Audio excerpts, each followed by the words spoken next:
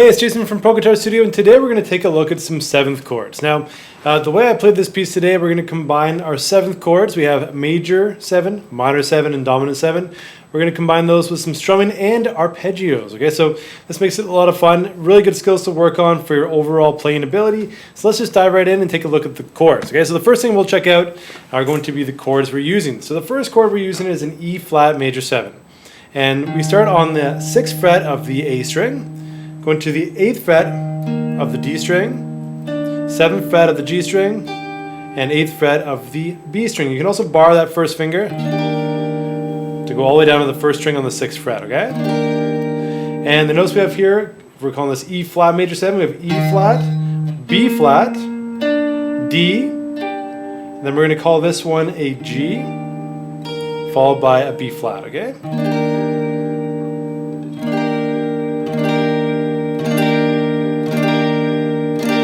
Alright, so the E flat chord being E flat major 7 being E flat, G, B flat, D. There we go. E flat major 7. So that's our first chord. Second chord is a D minor 7. So slide down 1 fret to the 5th fret, bar across strings 1 through 5. And we're going to play 5, 7, excuse me, 5, 6, 5. So we have D, A, C, F, A.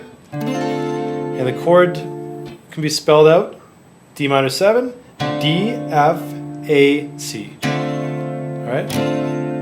So index, ring, and middle finger. It's like a minor bar chord but no pinky finger. And the third chord we're using is a G minor 7. So bring everything back to the 3rd fret, bar from string 6 to string 1. And we're just going to add our ring finger on the 5th fret of string number 5, or the A string. And in this chord we have a G, D, F, B flat, D, G. Alright? We can spell that chord G, B flat, D, F. So G minor 7. So E flat major 7, D minor 7, and G minor 7. Now, I also use the same chord in the song, in this piece, played up on the 10th fret. We use the same shape we use for D minor 7. So we have 10, 12, 10, 11, 10. Alright, so same spelling. We have our G, we have our D, we have F, we have our B flat, and our D there. Just a different voicing. So, this is the first time through. The second time, go to the higher G minor 7. Third time, same as the first way, the G minor 7 down here. And then we're going to go to a C minor 7. We're going to take that G minor 7 shape, slide it up to fret number 8. Okay, so we have 8, 10, 8, 8, 8, 8, 8. We have C, G, B flat. And this note here would be an E flat, followed by a G, and then a C. We can spell that C, E flat, G, B flat.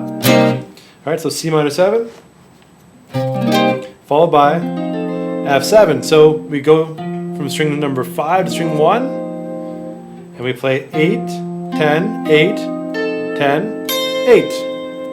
F, C, E flat, A, C. We can spell that chord as F, A, C, E flat. Okay?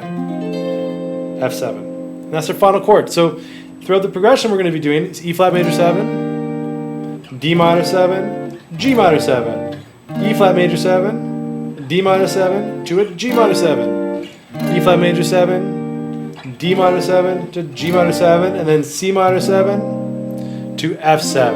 Okay?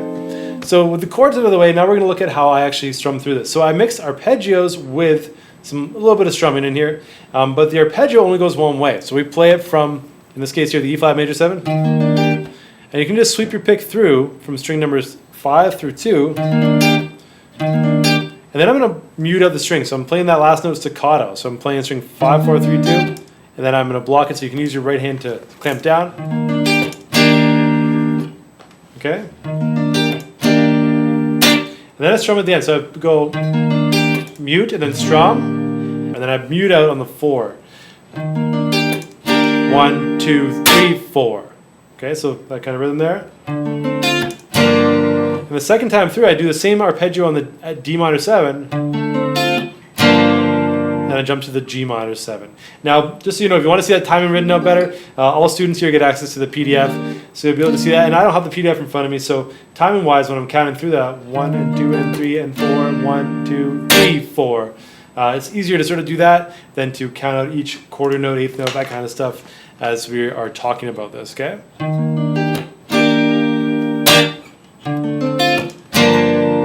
Then G minor 7 there. Same thing at the end. On the 3, we're going to strum again.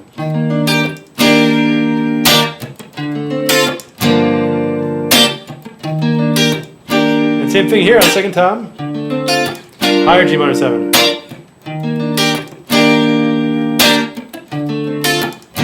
Okay, third time's the same way. And then we go to the C minor 7. In this case here, I'm picking string 6, 4, 3, 2.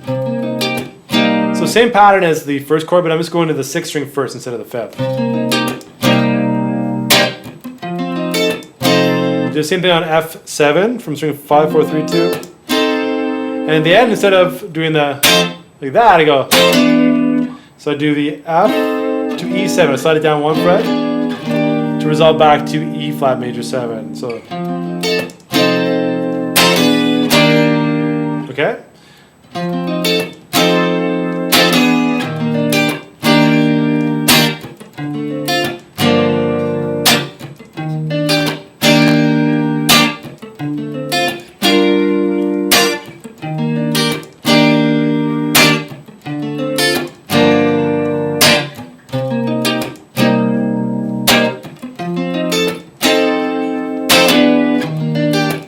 Right back in. Now, if you want to add some more oomph to this, you can also experiment with adding palm muting. Okay, so for the arpeggios, I think it sounds really cool when you can palm mute that arpeggio, and then only the last note we sort of release a palm mute. And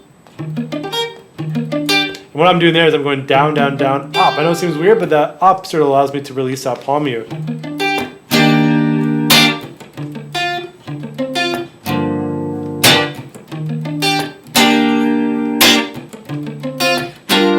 Yeah, you get the idea there. So yeah, down, down, down, up, which I never thought of before. But that's what I'm doing there. You can also do down, down, down, down, like, as long as you're able to get that palm mute off it. For me, when I'm doing palm muting, I usually will palm mute on the down pick and then release on the up, just to give myself a little bit of, I guess, familiarity with when I'm palm muting and when I'm not. Okay, then I come back to mute it.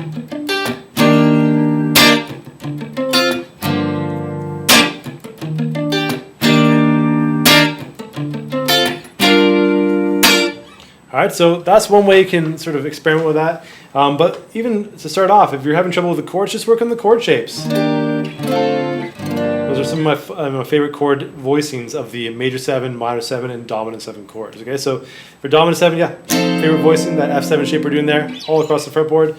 For the minor 7, I use both those all the time. And for major 7, definitely this 5th root major 7 chord. So those are basically 4 different shapes that I use all the time. I love major 7 chords, but I prefer the 5th string voicing if I can, because if we go to the 6th string, let's say we're doing the same chord up here,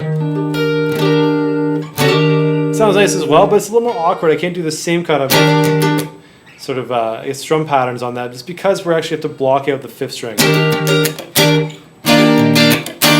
This one here is just a little more comfortable for me. So play with those 4 shapes. Those are my favorite 4 shapes of 7th chord. So the major 7, minor 7, minor 7, and then also the dominant 7. Okay, and we're using those with E flat major 7, D minor 7, G minor 7, C minor 7, and F7. If you have questions about that, feel free to comment below. But if you like this video, give me a thumbs up. If there's anything you'd like to see coming up in the future, let me know as well. And if you haven't subscribed already, subscribe, because more lessons like this come your way each week. So with that being said, have a great one, and I'll see you later.